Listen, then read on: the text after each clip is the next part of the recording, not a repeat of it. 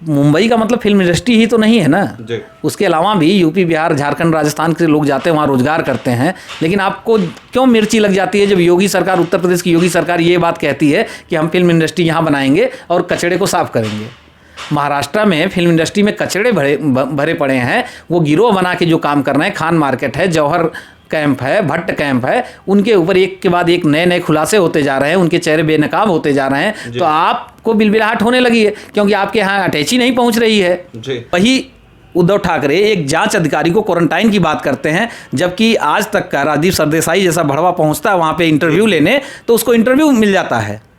वो पीड़िता victim card दिखाने के लिए वो इंटरव्यू मिल जाता है, उसको क्वारंटाइन होने की जरूरत नहीं पड़ती है। लेकिन अगर जांच के लिए कोई जाता है तो उसको क्वारंटाइन करने की बात करते हैं, तो सवाल तो उठना लाजमी है, सरकार के ऊपर सवाल उठना लाजमी है। आप सोचिए कि पालघर में सनातन धर्म के अनुयायियों की हत्या होती है, उसकी वीडियो आप देख लीजिए तो रूह कांप जाएगी आपकी। और उसके बाद भी उन सनातन के अनुयायियों के चेहरे पे कहीं भी सिकन नहीं दिखती है, आखिरी समय तक उनके चेहरे पे तेज ही दिखता है। लेकिन सामने पुलिस वाले, 4 पुलिस वाले खड़े हैं और एक उन्मादी भीड़ उनको पीट पीट के मार डालती है। उस पर उद्धव ठाकरे का एक भी बयान नहीं होता है, उसकी जांच कहां तक पहुंची उस पर कोई नहीं आता है, न कोर्ट स्वतः संज्ञान लेता है, न उद्धव ठाकरे की पुलिस कुछ कर पाती है। तो उन सब के पीछे भी आप जब जाएंगे तो ये कारण और सामने आता है कि ये कहीं ना कहीं दिल्ली की सत्ता में बैठे, दिल्ली में बैठे कांग्रेस और सोनिया गिरोह जो है, सोनिया सेना जो है, वो कहीं ना कहीं उनको संचालित कर रही है। जो काम पिछले कई वर्षों से 800 साल तक मुगल नहीं कर पाए, 200 वर्षों तक ये अंग्रेज नहीं कर पाए, वो कांग्रेस के साथ मिलकर उद्धव ठाकरे कर रहे हैं। लोगों की आवाज़ को दबाना हो, एनसीबी के पुलिस के साथ मिलके पालघर में संतों की जब हत्या होती है तो उस पर केस पे पूरा लीपापोती करनी हो, आज तक पुलिस के संरक्षण में एक सनातन के अनुयायी की हत्या हो जाती है और उद्धव ठाकरे के मुंह से चूं तक नहीं निकलता है, तो आप कौन से नजरिए से आप देखेंगे? और जब आज योगी सरकार फिल्म इंडस्ट्री बनाने की बात कर रही है तो आपको बुरा लग रहा है? भैया आपके यहाँ जब यूपी बिहार के लोग जाते हैं तो उनके साथ कैसा रवैया होता है, तो तब आप बोलते नहीं हैं। नमस्कार दोस्तों, मैं मोहित सिंह और आप देख रहे हैं भारतीय टाइम्स। और आज हम बात कर रहे हैं महाराष्ट्र सरकार की। जिस तरीके से आज महाराष्ट्र सरकार के सीएम उद्धव ठाकरे का एक बयान आता है कि बॉलीवुड को ख़त्म करने की कोशिश की जा रही है और ये मैं होने नहीं दूंगा। इस पे बात करने के लिए हमारे साथ है अवनीश सिंह राजपूत। तो सर, किस तरीके से देखते हैं उद्धव ठाकरे का ऐसा बयान आता है? देखिए, उद्धव ठाकरे पूरी तरह से डरे हुए व्यक्ति हैं जी। जिस तरह से उद्धव ठाकरे को मैंडेट मिला सरकार में आए, उससे एक के बाद एक जो एक्टिविटी होती है उसमें साफ पता चल जाता है कि उद्धव ठाकरे की संलिप्तता क्या है। मुंबई सिनेमा को ये अपने घर की जागीर बनाकर रखना चाहते हैं, ये कभी संभव नहीं है। एक समय तो रहा है, सम्मान करना चाहिए पूजनी बाला साहब ठाकरे का, जिनके समय में दाऊद जैसे गिरोह को उन्होंने नाको चने चबवा दिए थे।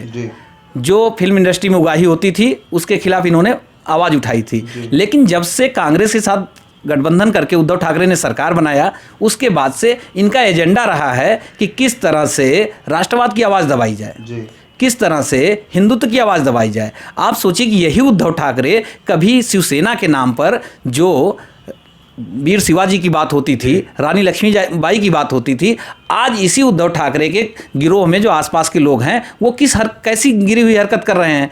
अगर फिल्म इंडस्ट्री में ड्रग का मामला सामने आता है तो क्या आप उसको नकार सकते हैं? एनसीबी अगर जांच करती तो उसको नकार सकते हैं?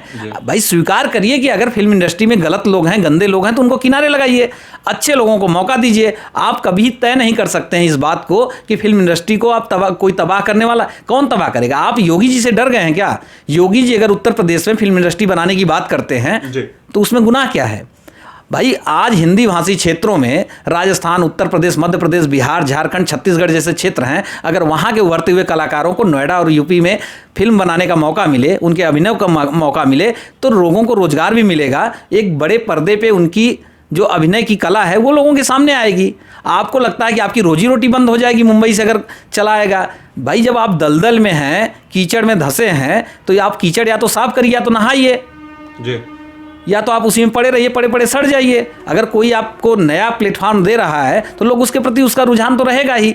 तो उद्धव ठाकरे जैसे व्यक्ति जिनकी राजनीति ही मराठावाद पे चली है, मराठियों के बीच में चली है, अब उनका अस्तित्व धीरे धीरे खत्म हो रहा है। महाराष्ट्र से सिमट के वो मुंबई तक आ गए, अब मुंबई से भी सिमट के कभी कभी एमसीबी वो महाराष्ट्र नगर निगम तक आ जाएंगे। एक चुनाव और होने दीजिए, वो वहाँ तक सिमट जाएंगे, क्योंकि उनकी हरकत ऐसी एक के बाद एक आ रही है।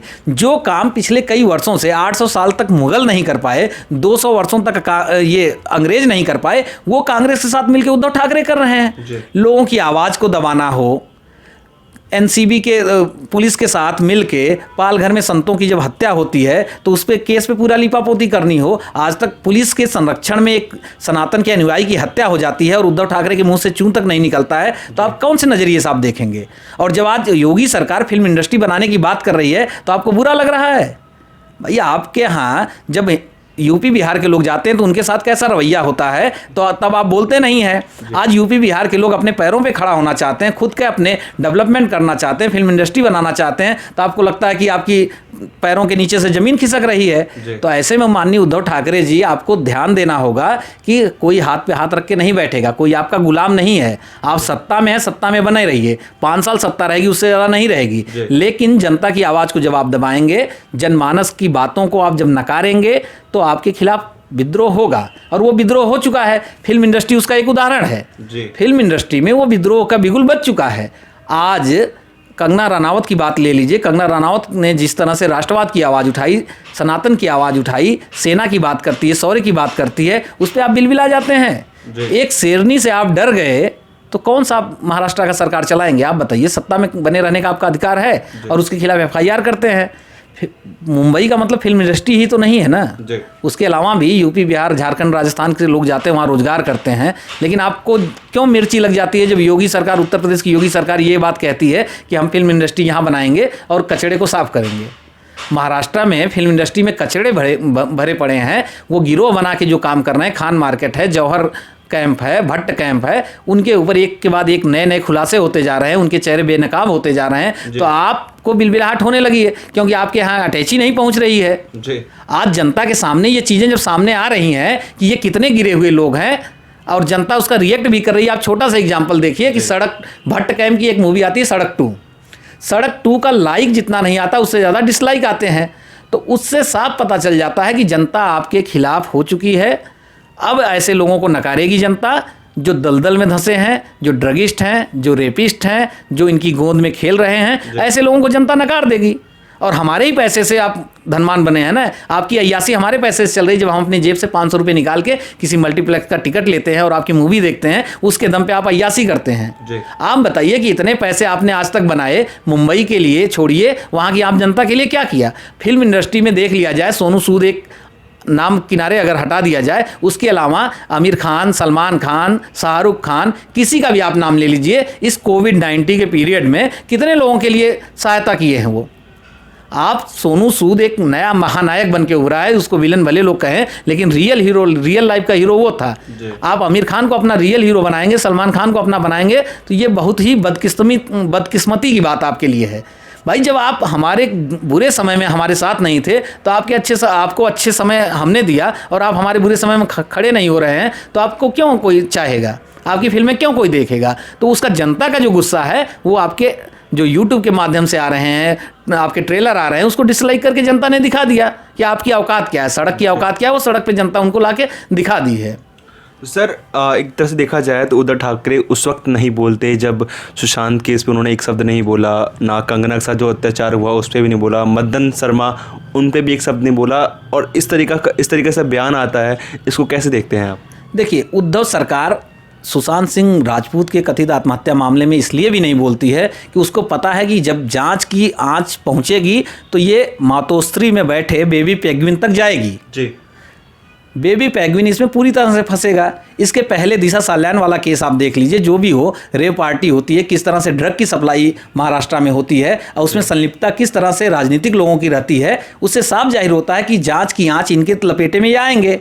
तो ऐसे में बोलना उनका, तो वो क्या करते हैं, मुंबई पुलिस का सहारा लेते हैं। मुंबई पुलिस के सहारे वो पहले तो सुशांत सिंह राजपूत के केस को पूरी तरह बिगाड़ते हैं। जब CBI जांच की बात आती है तो बिहार से अगर कोई जांच अधिकारी जाता तो उसको क्वारंटाइन रहने की बात करते हैं। वही उद्धव ठाकरे एक जांच अधिकारी को क्वारंटाइन की बात करते हैं, जबकि आज तक का राजीव सरदेसाई जैसा भड़वा पहुंचता है वहाँ पे इंटरव्यू लेने, तो उसको इंटरव्यू मिल जाता है। वो पीड़िता विक्टिम कार्ड दिखाने के लिए वो इंटरव्यू मिल जाता है, उसको क्वारंटाइन होने की जरूरत नहीं पड़ती है। लेकिन अगर जांच के लिए कोई जाता है तो उसको क्वारंटाइन करने की बात करते हैं, तो सवाल तो उठना लाजमी है। सरकार के ऊपर सवाल उठना लाजमी है। आप सोचिए कि पाल घर में सनातन धर्म के अनुयायियों की हत्या होती है, उसकी वीडियो आप देख लीजिए तो रूह कांप जाएगी आपकी। और उसके बाद भी उन सनातन के अनुयायियों के चेहरे पे कहीं भी सिकन नहीं दिखती है, आखिरी समय तक उनके चेहरे पे तेज ही दिखता है। लेकिन सामने पुलिस वाले 4-4 पुलिस वाले खड़े हैं और एक उन्मादी भीड़ उनको पीट पीट के मार डालती है। उस पर उद्धव ठाकरे का एक भी बयान नहीं होता है, उसकी जांच कहां तक पहुंची उस पर कोई नहीं आता है, न कोर्ट स्वतः संज्ञान लेता है, न उद्धव ठाकरे की पुलिस कुछ कर पाती है। तो उन सब के पीछे भी आप जब जाएंगे तो ये कारण और सामने आता है कि ये कहीं ना कहीं दिल्ली की सत्ता में बैठे, दिल्ली में बैठे कांग्रेस और सोनिया गिरोह जो है, सोनिया सेना जो है, वो कहीं ना कहीं उनको संचालित कर रही है।